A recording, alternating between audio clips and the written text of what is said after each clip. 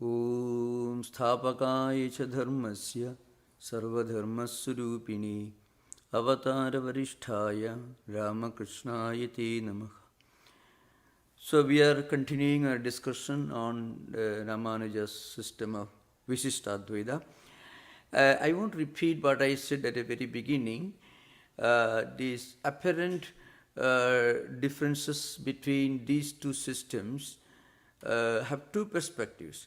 One, the philosophical, the other, spiritual. From philosophical or dialectical perspective, you can see different approaches of God, different ways of interpreting the same Upanishadic text, different or diverse ways of interpreting the same Upanishadic text, which is interpreted in Advaitic perspective by Shankaracharya, in a monotheistic perspective by Ramanuja and other followers of Ramanuja's system like Vedanta Desika, and also the great Tikakara who wrote a glose or Tika on Ramanuja's Sri Bhashya. So you'll see these differences. That is from a philosophical, polemical, dialectical perspective. Now, from a spiritual perspective, which was perhaps modern times, it was first projected by Vivekananda in 19th century. Even in Dr. Radhakrishnan, you don't find that spiritual perspective so much emphasized. So Swami Vivekananda, for example, says, we begin with Dvaita, we progress towards Advaita, and in the process we move through this intermediate period of Vishishtadvaita. In other words, at the beginning of our spiritual life, we may think that God is somebody who listens to our prayers. He is different from us.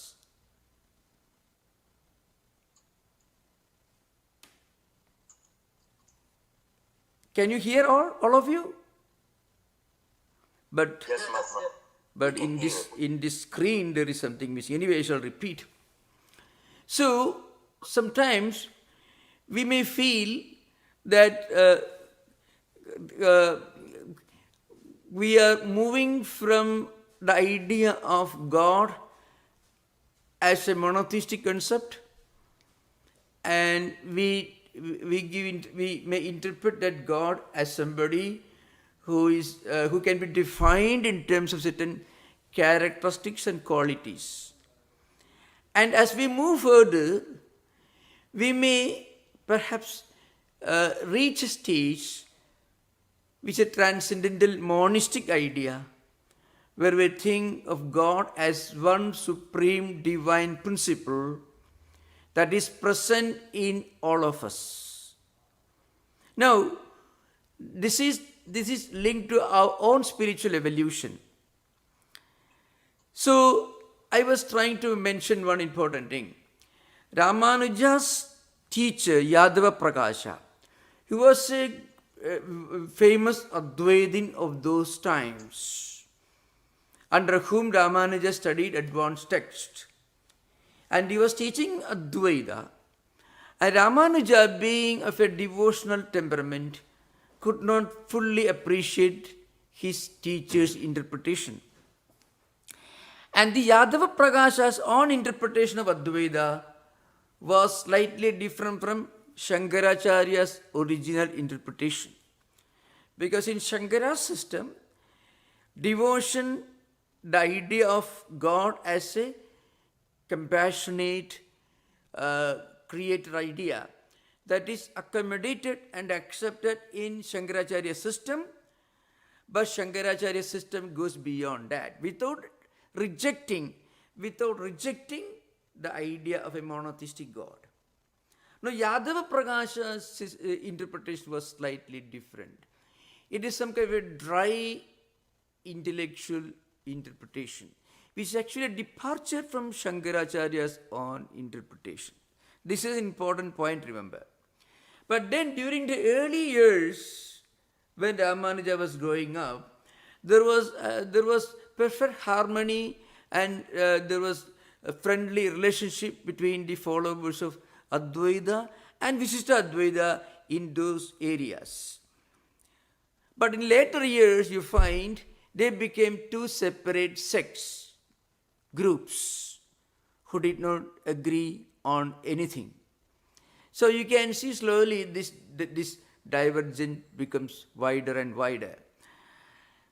To such an extent that Ramanuja's greatest follower, who was Vedanta Deshika, who wrote a number of books. Actually, Vedanta Deshika was the one who established Ramanuja's system on a very sound philosophical basis after Ramanuja's times. And his name is well known because he saved a copy of Ramanuja's Bhashya with a Tika by a younger contemporary when Sri Rangam temple was invaded by Mohammedan invaders, and who destroyed many parts of the temple, and many of the priests were killed, and then there was a big persecution. It happened, and Ramanuja's follower, Vedanta Deshika, was found hiding somewhere with a single copy of Ramanuja's Bhashya with the Tika. Anyway, that's a historical story. That Vedanta Deshika makes a statement, Prachanna Bauddha Vishaye Parito Yadadhum. He writes his book in a very, very outright polemical work called Shadadushani, where he projects 100 objections against Advaita. So to give you an example. Now, this is in a way, it's a departure from Ramanuja's own system. So what I mean to say, at the polemical and dialectical level, we often find these conflicts, but you should always remember there was no persecution as such. Remember, this is all intellectual warfare mostly taking place among the scholars. To give an example, in Shankaracharya's system, Maya is not a category. Maya is essentially the cosmic principle of the inconsistency or impermanence or the relative nature or the non-absolute nature of the entire empirical phenomena. And it is something mysterious, something which is inconceivable and non-definable. Mahadbhuta Anirvachani Ruva in the Vivekachudamani Shankaracharya says, for example, Sannapi Asannapi Bhuyatmigano, Bhinnapi Abhinnapi Bhuyatmigano, Sangapi Asangapi Bhuyatmigano, Mahadbhuta Anirvachani Ruva. It's very interesting for us to follow and analyze how philosophical concept gets misrepresented by succeeding scholars. The same thing happened in some cases among the Advaitic polemical writers also in the 13th and 14th centuries, especially Sriharsa's Khandana, Khandakadya, and so on. It's a different thing. Now, Maya in Vedanta is not a category. It's an important thing to remember. Maya is a way of explaining this impermanent, inconsistent, relative phenomena, which cannot be called real in the absolute sense, because this world and the phenomenal world doesn't remain the same in the past, present and future. So it doesn't qualify for the status of absolute reality or Paramarthika Satta. Brahman is only Paramarthika Satta. So it is one way of explaining the basic principle of the inconsistency of empirical world. This is what Maya actually implies in Advaita Vedanta. Also, the classical interpretation of Mithyatvam found in Panchapadika Vivarana, then of course in other books like Tattvapadipika, Chitsukhi, Nyaya Deepavali, in all these books you can find this this way of explaining mithya as something which cannot be called real or unreal, because it is not absolutely real, it is not absolutely unreal. So in a way, what is Maya? Maya is a way of explaining this inexplicable, inescapable experience that we find. So, for example, if you find a heap of pots and pans made of clay, on the one hand, those pots and pans cannot be called unreal, because you take a pot made of clay or you take a cup made of clay, you can drink water. You cannot say it is unreal, it is different from a heap of clay. When you break it, it becomes a heap of clay. So it is real, but only in a relative level. Clay is real, pots and pans are only relative. Nama, Rupa. This is the essence of Maya. Now what happened was, in Ramanuja's system, especially after Ramanuja's passing away, and this happened also during the later periods of Dvaita philosophers like Jayatirtha, Vyasatirtha and others, who also launched an assault on Advaita philosophy. They also began to say Maya is a big category in Advaita Vedanta. So we can see this misrepresentation. So you can just see. So what I'm giving an example. So this created a lot of interesting polemical and metaphysical warfare mostly between the Dvaita philosophers like Jayatirtha, Vyasatirtha and others. That was long after Ramanuja. And Advaitins. And Advaitins writers like Khandana Khandakadya Sriharsha, Tattva Pratipika, actually Chitsuki,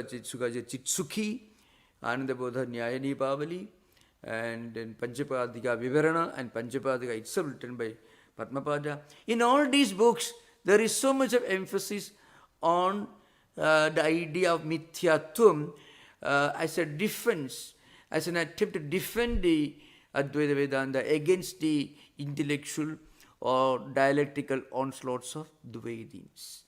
So I'm just giving an example of how in Indian philosophy there's a golden era. In one way, this intellectual warfare created some of the most sublime philosophical works. As a student of Western philosophy, which I happen to be, when I think of this golden era, can you imagine what happened after Augustine? So you can imagine, right from 3rd century, 4th century BC up to 2nd century AD in Greek philosophy. Socrates, Plato, Aristotle and the Neoplatonic writers and so on, all these great writers. Plato was a great figure. So also Aristotle. After Augustine came, philosophy was practically buried. And later, higher philosophy re-emerged only with Immanuel Kant in Germany. Now, in India, it did not happen. Great scholars, all writing in mighty philosophical, pedantic Sanskrit, of course, it did not touch down the masses. These books will be written in Benares or some other centers of learning, and it will become popular among this limited number of scholars, will be discussed and rediscussed and debated, and somebody will write a reply. For example, Madhusudana's Advaita Siddhi was being taught to one Madhva scholar who was against Advaita. And Madhusudana himself taught Advaita Siddhi. And every day, this gentleman, his disciple, went and wrote a refutation of what he was learning from his guru. And as a Guru Dakshina, at the end of 3-4 years of learning, the disciple presented to Madhusudana a refutation of the Guru's own book, which he was learning for 3-4 years. You may think it is a bit of an outrage, but there is also a great, the intellectual culture, the spiritual culture, philosophical culture. It just soared such magnificent heights in those days. That's what I'm talking about. The same thing happened. And another important thing I want to mention, this is also very important.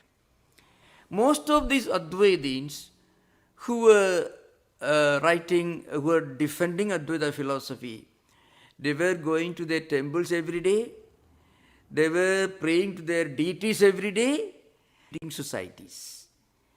This is especially important for us to remember when we discuss this intellectual phenomena in Western audience. All these writers were defending Advaita. Madhusudana was one of the greatest devotees of Lord Krishna. He wrote Gudartha Deepika, and he says, my most cherished, beautiful, dearest ideal of God is the little Krishna, the little boy Krishna, who is playing a beautiful song on his flute. That is my own ideal of the highest reality. Krishnan Param. Beyond this Krishna, apart from this Krishna ideal, I have no other God. And he was writing Advaita Siddhi, which is a very dialectical, strongly dialectical work, refuting Vyasatirtha's Nyayamrita, who was himself a great devotee. So you can imagine all this. This should be kept in mind. You know why I'm reminding this? In many modern writings, you find people do not remember this aspect. They don't mention this because they may not have read the life of these great intellectuals. All these Advaitins were going to their temples every day, doing puja every day. So, Ishwaranugrahadeva pumsam Advaita vasana. We all get a taste for Advaita only by the grace of God. It's an important thing to remember. Now, coming to Ramanuja's system of philosophy, I am coming closer to the subject now. As I mentioned, Ramanuja believed that this world is not unreal the way Advaitins were trying to make out. The world is real. Jivas are real.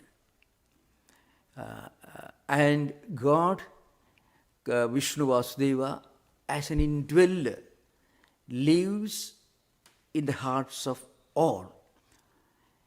At the same time, there is not total identity. So when you talk about identity, you have to remember 3 types of differences or bheda are normally accepted in Vedantic philosophy. One is Sajadiya Bheda, Vijadiya Bheda, and Swagata Bheda. When I explain this, it becomes very simple. So Brahman of Vishnu Vasudeva, according to Ramanuja, is devoid of Sajadiya Bheda and Vijadiya Bheda. What is Sajadiya Bheda? For example, 2 cows, the same jadi, the same genre, the same category, but they are not the same. There is similarity, but not total identity, because every cow is different from every other cow. Every human being is different from every other human being. It is called Sajadiya Bheda. So, this distinction Ramanuja does not accept. It's an external distinction. The second external distinction is Vijadiya Bheda. That means distinction across species, across kind. A cow and human being, two different jatis, 2 different genus. So that is difference across species, 2 different species. Ramanuja doesn't accept. But he accepts Swagata Bheda. What is Swagata Bheda? It's an internal distinction. For example, you are a single personality, your hand is different from your head. Your head is different from some other part of your human body. It is called Swagata Bheda. Like that, Ramanuja says that there is no Sajadiya Bheda or any kind of external distinction between God and the world and different jivas. At the same time, there is Swagata Bheda. For example, my left hand is not my right hand. My head is not my hand. It's a difference. Same human body, the same human being, but each party is different from each other party. So that distinction is called internal distinction. That is accepted by Ramanuja, but not external distinctions. In other words, it means that the differentiation happens in three ways: Sajadiya, Vijadiya and Sugata Bhedas. That is, no two human beings can be same. That is Sajadiya. They are same human beings, but they are not the same. And Vijadiya, human beings and an animal or something else. And Sugata, the same human being, but different parts of the human body. Like that, within God, all the jivas, all of us, all the living beings, and also this world exists, but not the same. My left hand is different from my right hand. My head is different from my hand. So internal distinctions do exist, but the Brahman is devoid of external distinctions, Sajadiya and Vijadiya Bhedas. This is an important thing to understand when we try to understand Ramanuja's system. Chit, Achit, Vishishtadvaita. Means Chit, all jivas have got Chaitanya, Chit.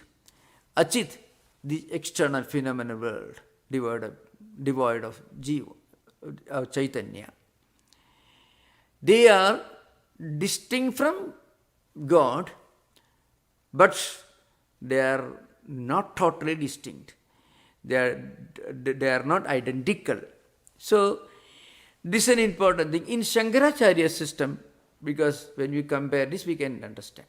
In Shankaracharya's system, and that is very interesting, he says, distinctions, whether Sajadiya, Vijadiya, Sugata Bhedas, external or internal distinctions, are related to Nama and Rupa, name and form.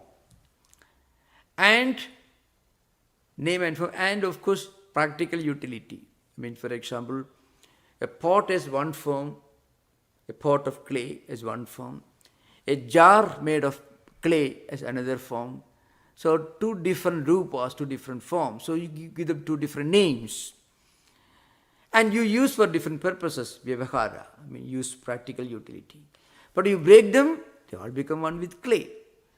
So, according to Shankara's system, in an absolutistic sense, this name and form do not make any distinction. So, Sugata Bheda also is rejected by Shankarite followers, Advaita followers, but Ramanuja accepts Sugata Bheda or internal distinction. This is one important thing. And another, so I'm trying to take you from known to unknown. That means from what we know a lot about Advaita. So let us approach Vishishtadvaita from this perspective. Remember, Vishishtadvaita is also a great spiritual system. We should always remember, no one can say, as frequently it's done in Western theological systems. For example, when Protestants, Martin Luther came, he totally rejects, all the saints are rejected, everything is rejected. It becomes an entirely different approach to Christian faith. That kind of total rejection of another system did not and doesn't exist in Vedantic traditions. Now, another important thing. In Advaita Vedanta, Shankaracharya system, when we attain spiritual liberation, we become one with Brahman. Brahmavid Brahmaiva Bhavati. An hour of Brahman becomes Brahman itself. This is a statement in the Taittiriya Upanishad. An hour of Brahman becomes non-distinct from Brahman. Body may be there. That distinction that you have the human body, you eat food, you travel. So how can you call Brahman? So Advaita Vedanta will tell you it's all happens at the Indriya level, at the level of senses. That doesn't count. Brahmajnani, an hour of Brahman, every minute realizes his identity with Brahman. So he becomes non-distinct from Brahman itself. Again, this has led to a lot of criticism by those who didn't understand the true meaning. It doesn't mean that we are Brahman So we are like piece of stone. Even the great Aravindo made the most prodigious blunder of misinterpreting Advaita. He says Shankaracharya's Brahman is inactive like a stone. You can find in Aravindo's. So even the great Indian writers, J. Krishnamurti, Aravindo, and many others have made very, very almost laughable blunders in their attempt to misrepresent Vedanta. That's partly because they didn't study Vedanta from a teacher the way the way the scriptures are to be studied. So what it means is a Brahmajnani, over a Brahman, will always have in his mind that that identity. Well, I am something. I am not this body, not this mind, not intellect. You can just see Ramakrishna's example, close to our own times. Or Ramana Maharshi, close to our own times. Now, you see, you can find Ramana Maharshi sitting there in some kind of a trance, looking at something. But the same Ramana Maharshi is walking, a video is available, walking with a cow, walking Lakshmi cow and all that. Before Ramana Maharshi, see Ramakrishna. Ramakrishna was suffering from cancer, terrible pain. And at some point, he will feel the pain, he will tell. But the same pain, he will go into samadhi. Everything is gone. Cancer is forgotten, the terrible pain is forgotten. So we can see, when the body consciousness is transcended, there is no pain. When you are in the realm of body consciousness, the bodily or mental pains, all these are experienced. That's called Bhavamukha. That state is common to all, is for all the great spiritual teachers. Shankaracharya, after realizing everything, he was working hard. He was working harder than all the modern executives of Bay Area. The amount of work the Shankaracharya did in 32 years, it will be much more than the amount of work that done by all the big executives. I can give an example. Gandhiji, just before his passing away, he made a statement. Shankara, he says, Shankara in his short span of life accomplished more than what the British tried to undo in their 190 years. This statement was repeated by K.M. Munshi, the founder of Bharati Vidya Bhavan. So, writing these great books, poetry, traveling all over India for time, building monasteries, temples, and 10 monastic orders, and all within 32 years. So you can imagine. So he did all this after realizing Brahman.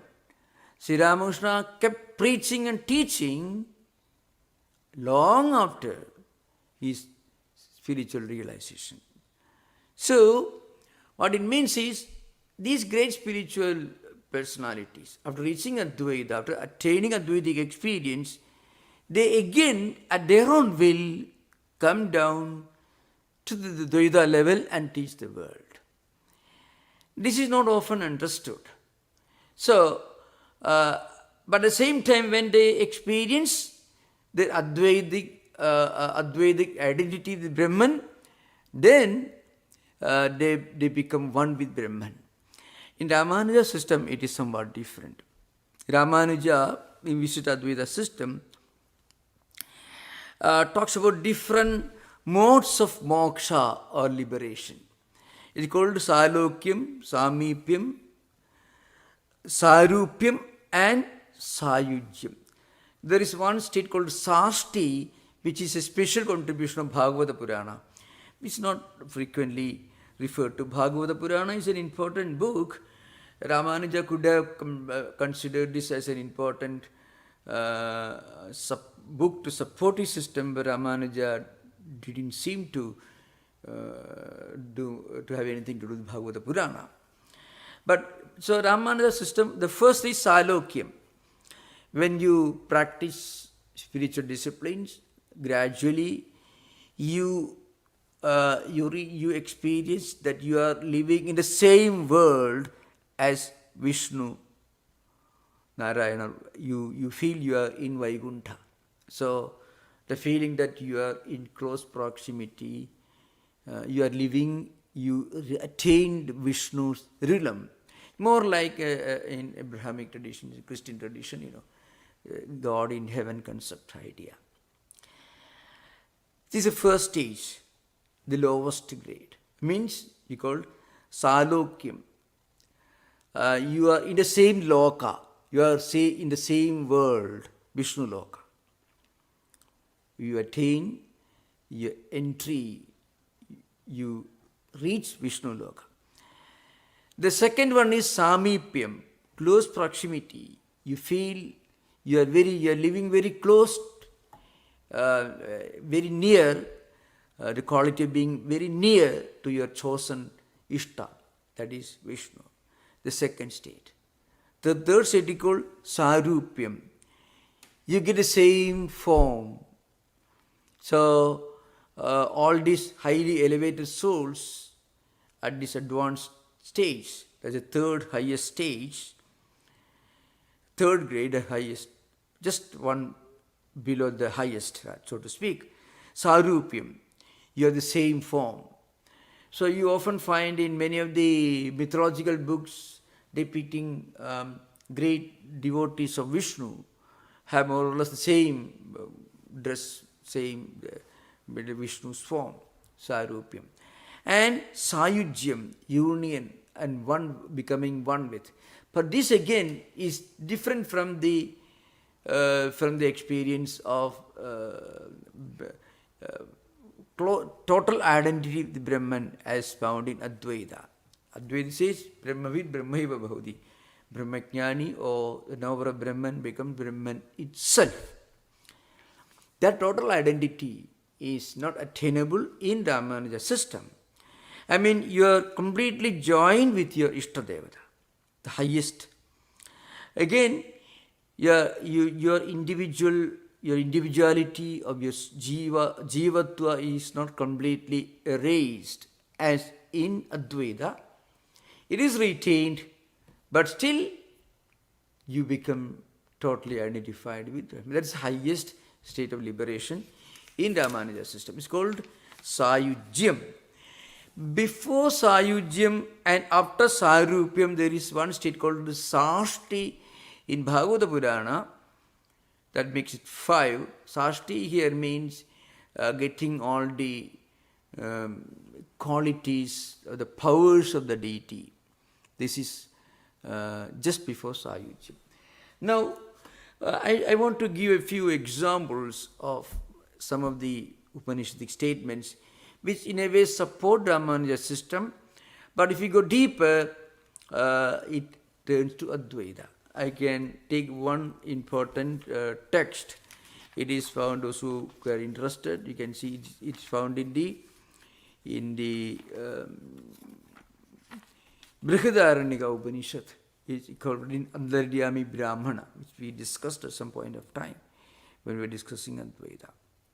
This is a mantra, 3rd chapter, 7th Brahmana, third mantra you find. Ye prithiviyam tishtan prithivyaha antaraha yem prithivina veda yasya prithvi shariram ye prithivim andaro yamayedi eshate atma antaryami amritaha. Very, very famous verse. Ye prithiviyam tishtan prithivyaha antaraha yem prithvina veda yasya prithvi shariram ye prithivim antaro yamayedi eshate atma antaryami amritaha. The one who inhabits the earth but is within the earth, whom the earth doesn't know, whose body is the earth, and who controls the earth from within, is the internal ruler, Antaryami. That is a clear support to Ramanuja system. Actually, this verse can be called one of the most important Upanishadic statements that directly supports Ramanuja system. Antaryami amritaha. So what it means is, Shankara's commentary also there. So what it essentially means is, all people, there are so many things that grow on this earth. You have Prithiviyam Tishtan, what it means, those who inhabit those who stand on this earth as a meaning. In that case, that is Brahman, that is Antaryami, that is the indweller, that is the supreme reality. But no, there are trees and mountains and human beings, they all stand, inhabit this earth. So they cannot be called the indweller, the supreme spiritual principle. So in order to dive home that point, this is Prithivyaha Antaraha. It is within. It exists within the earth. Within the earth, if you say within, below the earth, there are bauxite, iron ore, everything, gold, gold ore, everything.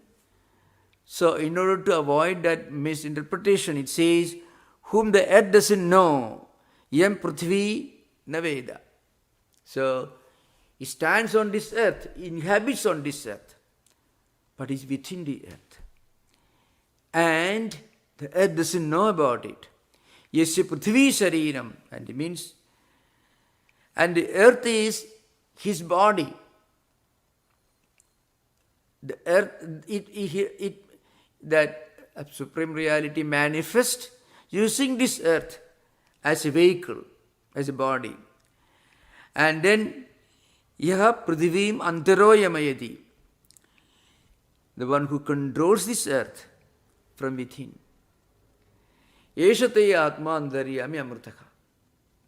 This is your own immortal Atman. Now, the point is, it goes like that, and there are a number of slokas. This is the third, and up to 23rd sloka, this continues. So many things are taken. The one who exists on this, but is within it, it is doesn't know, but it is the indweller. And then, towards the end, on the 23rd mantra says, Adrishto, Drashta, Asuta, Sroda, Amantu, Amado, Manta, Avijñado, Vijñada, Nanyatosmi, Drashta, Nanyatosmi, Sroda, Nanyatosmi, Manta, Nanyatosmi, Vijñada, Eshate Atma, Antaryami, Amritaha, Ata, Anyadartam, Tato, Haudalaga, Arunihi, Uvararama. This is the mantra, 23rd. Now you can imagine, this is pure Advaita. So you can imagine the same chapter, the same portion of Vedic mantras, a number of Vedic mantras, Upanishadic mantras are presented. At the beginning you may feel, oh, it supports this Antaryami ideal. The Supreme Lord is residing in everything. It is Antaryami. But then he says, it is never seen, but is the witness. It is never heard, it is the hearer. It is never thought, but is a thinker. It is never known, but is the knower, and so on. So, this Antaryami, this Brahman, this Supreme Reality cannot be known by hearing, by seeing, by thinking, by speculating. At the same time, all our actions, like hearing, thinking, seeing, speculating, all these happen because the Supreme Divine Principle is residing within us.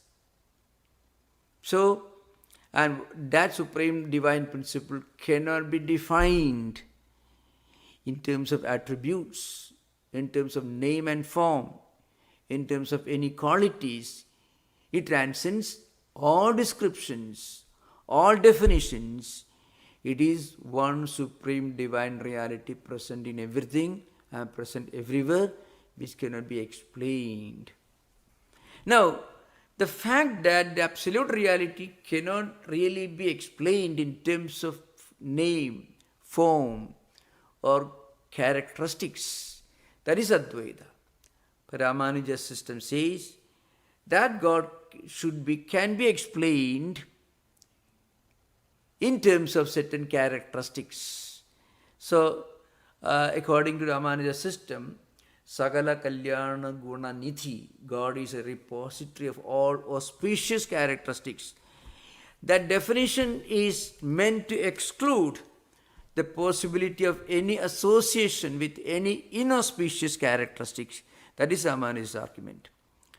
So remember, Ramanuja's system is a very beautiful monotheistic system, but you have to remember the monotheistic system, in its highest level, it becomes one with Advaita. So, I already mentioned this in the early state. For example, Ramanuja says,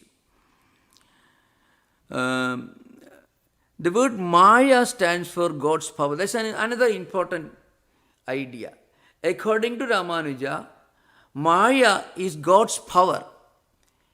In fact, actually, Maya as God's power, that expression comes in Gita Bhashya, Shankaracharya's Bhashya. Vaishnavim Shaktim, Sumayam Vaishnavim Shaktim. So God created this world using His own power called Maya. That idea can be found in Shankaracharya's own commentary in the Bodhgata introduction. It's almost same, Ramanuja system.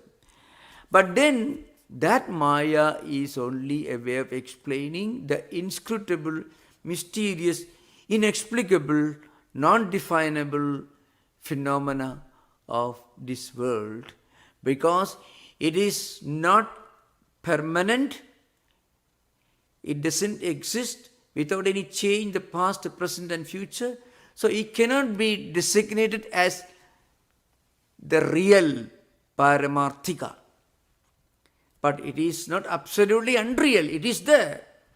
But it is part of Nama and Rupa. That part is not accepted by Ramanuja. So Ramanuja says Maya is real. Maya stands for God's power of creating this world. And this created world is real. And his own word, Vichitrartha Sargagari Shakti. That is Ramanuja's definition of Maya. Vichitrartha Sargagari. Sarga means Srishti, creation. Vichitra means this multifarious, manifold, diverse phenomena. This constituted by Nama and Rupa, different names and forms and causations, creating this vivid, graphic, empirical phenomena. That power is real, and the world that power creates also is real for Ramanuja. He doesn't accept that it is vyavahariga, so paramarthika, vyavahariga, pradibhasika. I mean, that category Ramanuja doesn't accept. So this is an important distinction. And Ramanuja doesn't, again, he finds problems with the concept of Maya. That again, I mentioned this earlier. It's very interesting. Shankaracharya says, Maya is Bhavarupa. At the same time, it is Ajnana, it is ignorance. So Ramanuja says, if it is ignorance, how can it be a positive entity, Bhavarupa, causing the creation of the world? The Shankaracharya, the Advaitins will say, well, Maya and also its so-called creation, all within this relative phenomenon, philosophical systems. Thank you, Namaskar. We can have interaction. You are most welcome. Maharaj, when you describe the Vedas, what I am kind of relating to that is, in a way, what Swamiji said, Swami Vivekananda, about amoeba and the human, right? It's a one of degrees and not in the form. I think I'm relating to that. And second part is also, when we talk about Patanjali Yoga Sutra or the Chitta, there is differences, right? The Veda, the level, we do have the differences in the sense, if all the Atmas are one, where is the karmas or my samskaras, vatanas, and where are they stored? That is how I am reflecting. Your thoughts, Maharaj? Yeah. So, Swamiji's statement, that's what we are actually talking about. The difference between an amoeba and a Buddha is not one of degrees, but not of kind. I mean, in amoeba, the same Atman is reflection, manifestation, is at a very limited level, and in an enlightened, spiritually enlightened person, like Buddha, it is in full effulgence. So, just like, for example, Buddha is like a pot of water, with pure water. The sun reflects in all its effulgence. Namiba is like a muddy water. The sun's reflection will be very, very vague, will not be very clear. So just as we progress in our own spiritual evolution, we become better and better reflective media. This is what happens. So you're talking about Patanjali Yoga Sutra. You have to remember, No, my question was more on the Vedas. When it Veda. describes the Vedas in Vishishtadvaita, is it something similar we're talking? No, the Ramanuja system is not in many ways linked to Patanjali system, which is a much more ancient one. Patanjali system did not evolve much after the early commentators like Vyasa Bhashya and others. The way I'm reflecting, I was mostly commenting on the Vedas that we're discussing, right? Now, when we look at all the previous lectures, there is definitely unity of all the Atmas in the Advaitic way, but there is still separate because my samskaras, this is different from another person's samskaras. That's right. All our samskaras and vasanas, chittas are different. That's where the Veda comes. Okay. But at the same level, we are all unified from the Atma. That is true.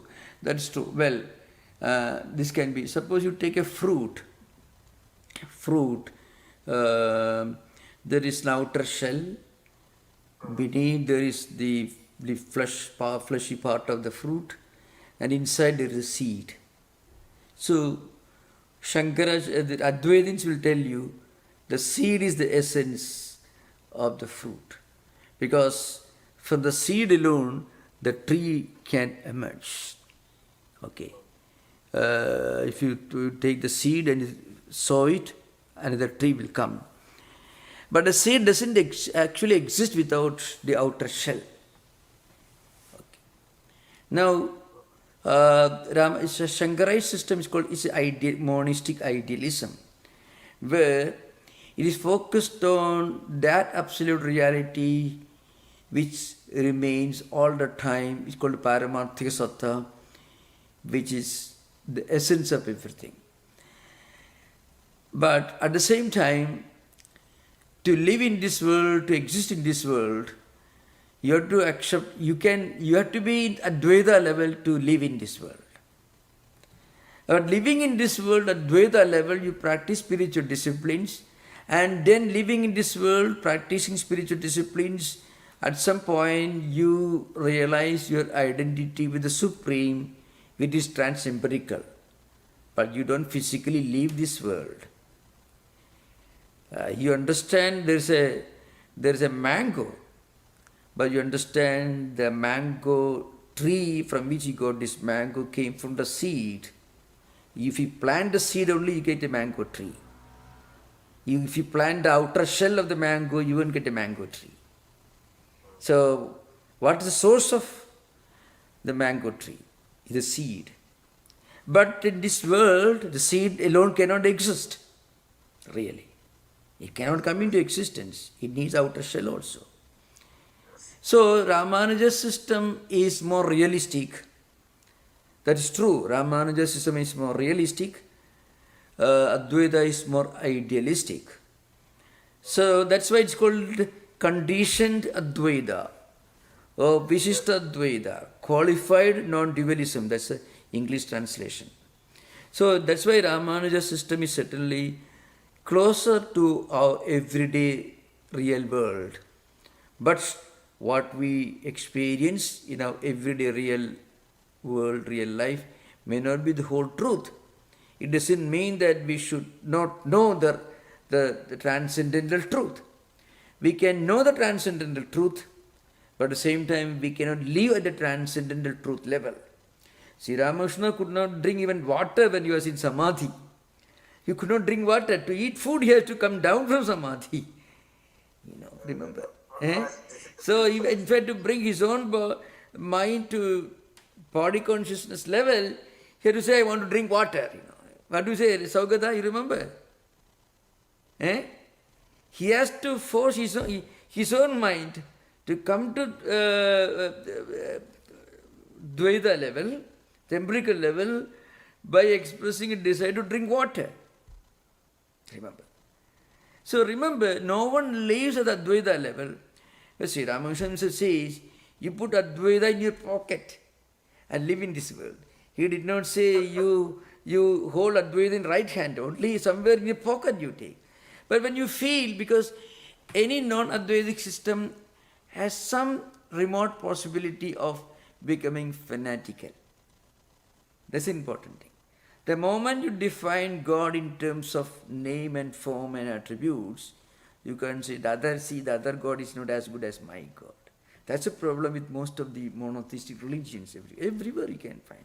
The more monotheistic, the more doctrinaire they become, the more fanatical and more problems in the world.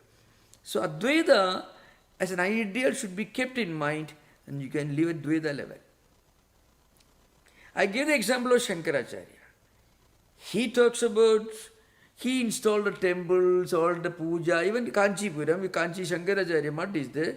The Saundari Lahari was, he chanted, stood in front of Kanchi Kamakshi and recited Saundari Lahari. Just imagine. We went to other Shiva temples, Shiva Bharadakshama Stotra. So you can imagine all the great, sublime, spiritual, devotional poetry were recited standing in front of different deities. But Yadava Prakasa didn't do that. Yadava Prakasa held in his hand some Advaitic text and he was interpreting in a way that Ramanuja thought Yadava Prakasa was a dry, intellectual, nihilistic Advaitin.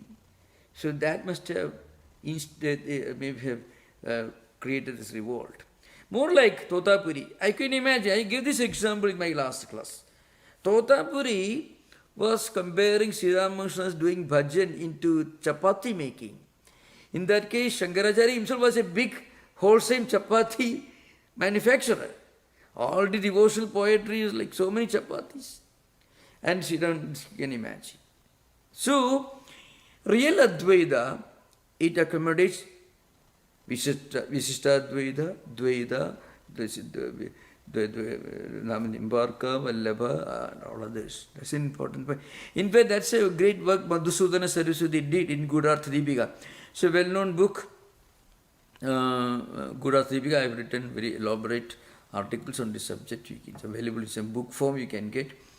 So, Madhusudana, who came in 16th century, his main contribution was he retrieved and he revived the devotional tradition of Advaita, which was for some time lost during the dialectical warfare between Dvaitins and Advaitins, right from 11th century up to 16th century. It's a great work of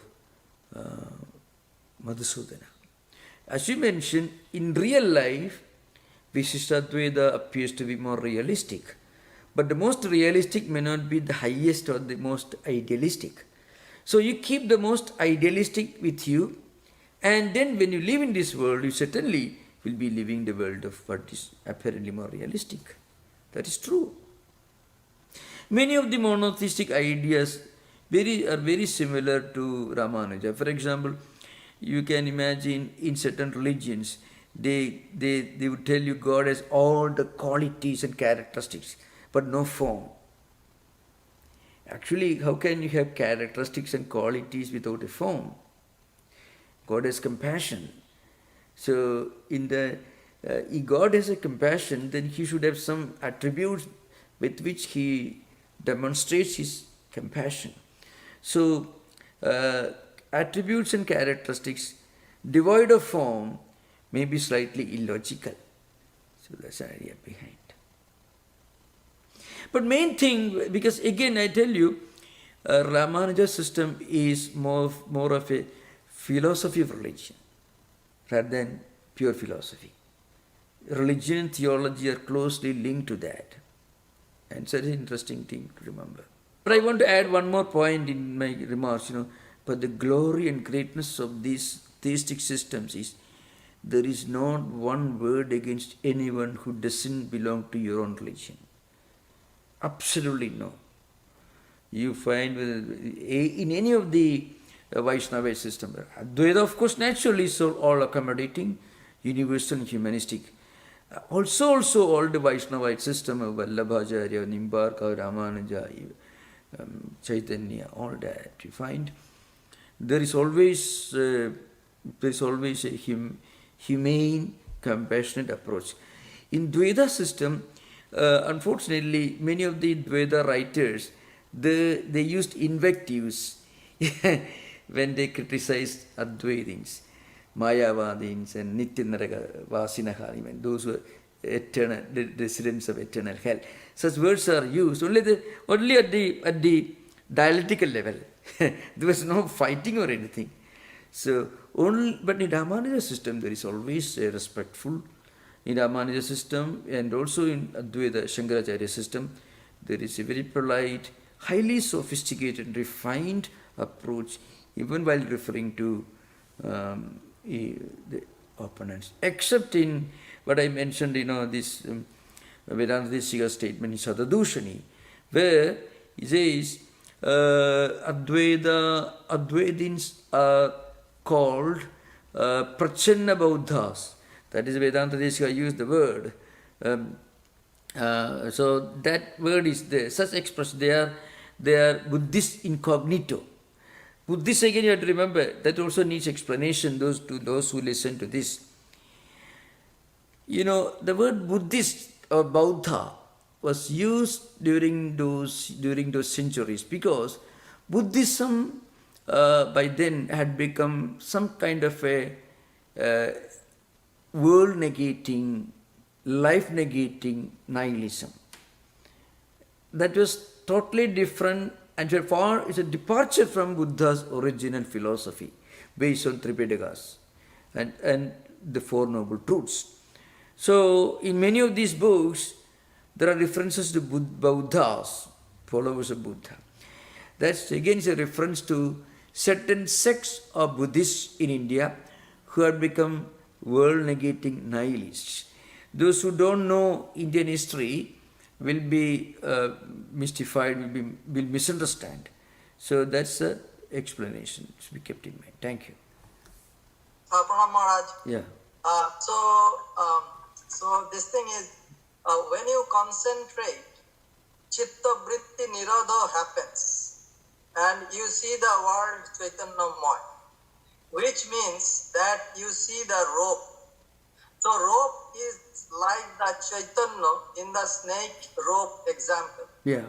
Which means the rope is the essence of the snake-like world.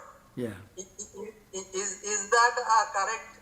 Yeah, that is Advaita, what you said, and Brahmajnani looks at this world, he doesn't see the world, he sees this world as non-different from Brahman in that state.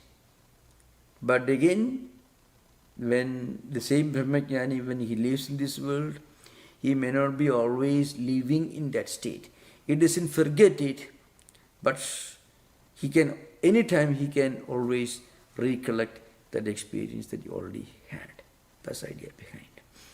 So when Thakur touched Swamiji, yeah, he was seeing everything Chaitanyamaya. Yeah. So that state, is it so basically that state can come anytime if he wished? No, that state can come only when the disciple is ready for it. When the disciple is ready for it. You can find even in the case of Swami Abhedanandaji. Sri Ramakrishna did not like when Swamiji tried to transmit, touched him and somehow Abhedanandaji created. And Sri Ramakrishna himself said you should not have done it, Remember that. That is found in Abhedanandaji's life.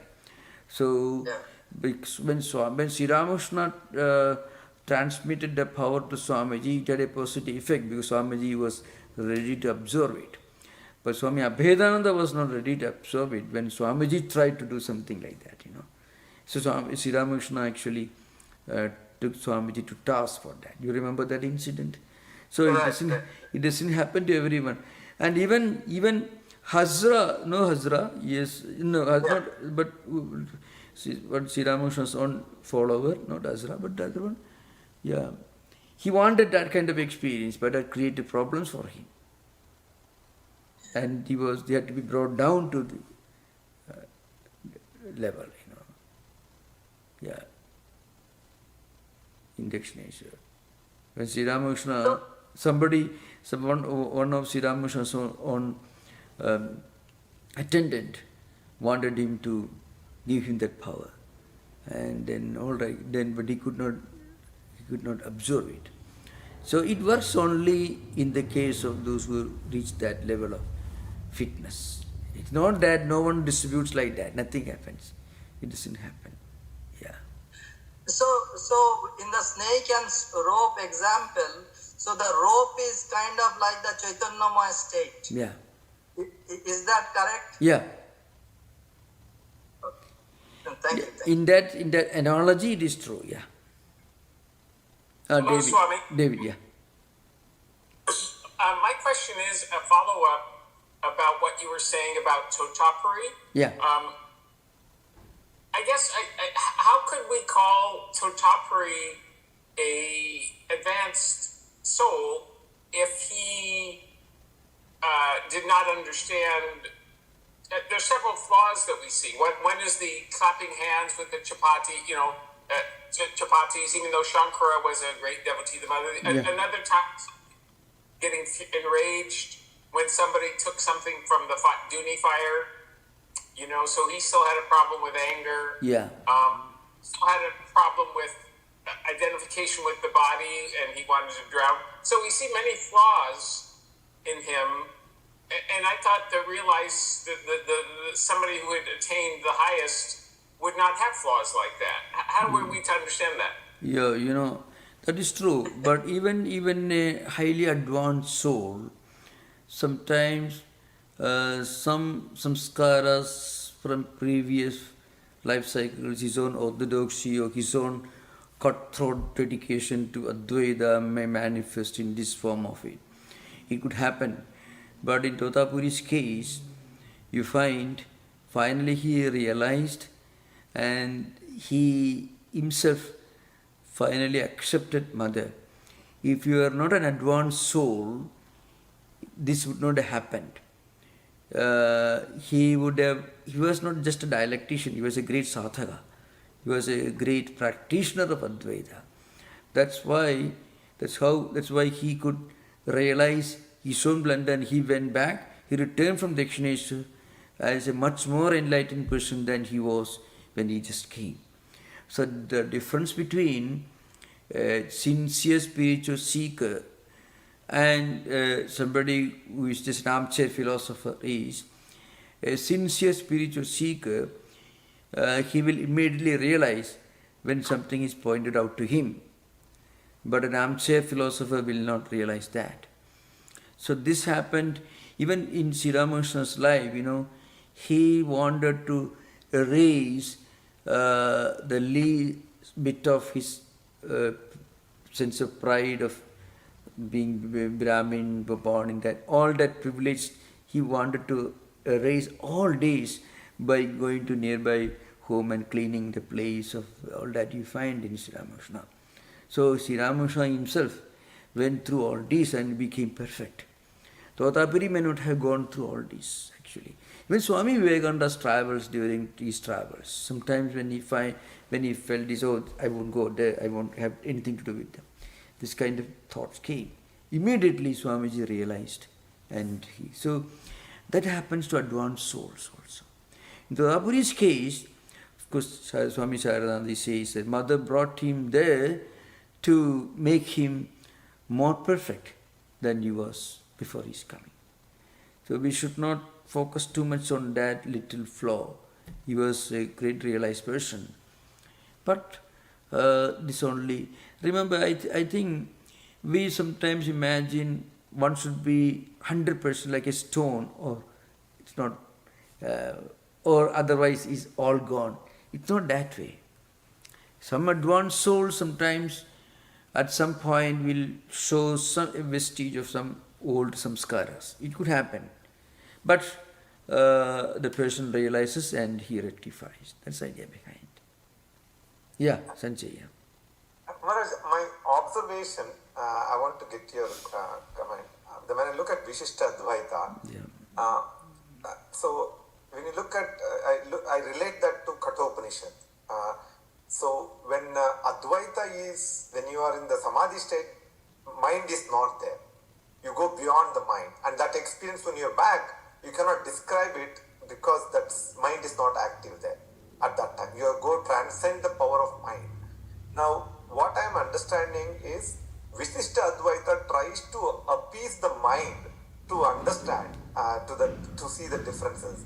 So in a way, Vishishtadvaita is probably one step below Advaita because it tries to give a little bit of understanding to the mind which is questioning everything. That's how I'm relating to Vishishtadvaita.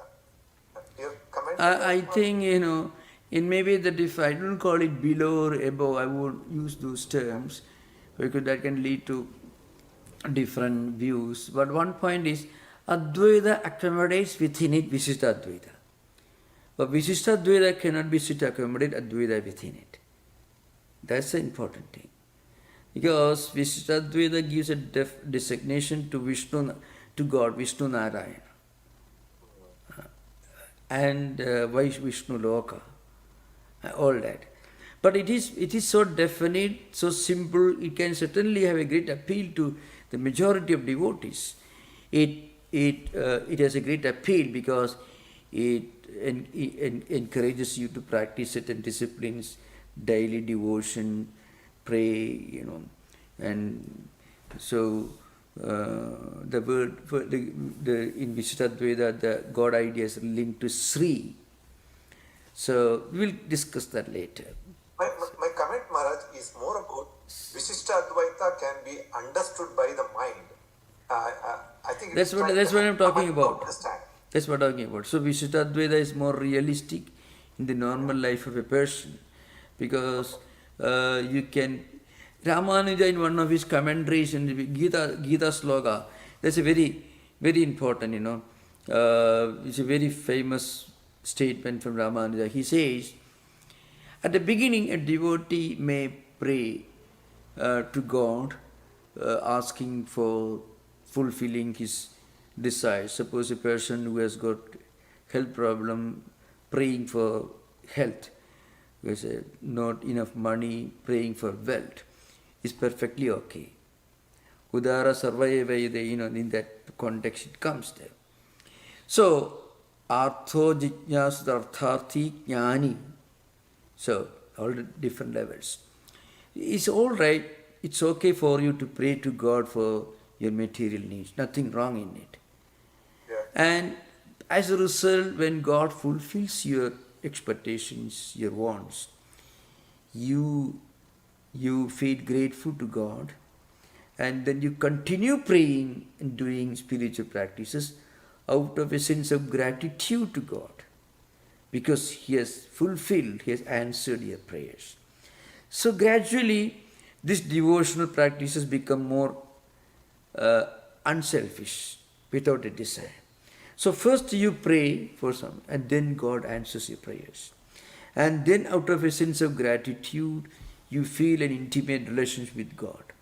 So you continue the same spiritual disciplines without any selfish motive. This is a gradual evolution. That's a very realistic life-related approach. So Ramanuja's system is in a very, very comprehensive devotion system, no doubt about it. Absolutely. Yeah. So in a way, in my opinion, whenever there is an element of fanaticism, even in the name of Advaita, Yadav Prakasha showed that. Yadav Prakasha was teaching Advaita to Ramanuja. Ramanuja didn't like that interpretation. Actually, there was a great Vishishtadvaita Yamunacharya before Ramanuja. He also is a great writer, very humanistic. But Yadav Prakasha was a great scholar. But perhaps he didn't like Ramanuja did not like Yadav Prakash's own interpretation. So he had some different opinion. So that's a big story which I don't want to go details into. So in this way, Advaita also can sometimes be lead to fanaticism, but to that extent is a departure from the original Advaita of Shankaracharya. That's what I'm talking about. Maharaj, Thakur also gave a good example about Vishishtadvaita Yeah. In terms of will of all, like, will. Yeah. The fruit, yeah. Yeah, fruit. Actually, in a way, it is true. If you believe the seed alone is the reality, that's truth. From seed alone, the tree can come, but the seed alone cannot exist. Om Shanti Shanti Shanti Harihi Om Tat Sat Sri Rama Krishna Pranamastu.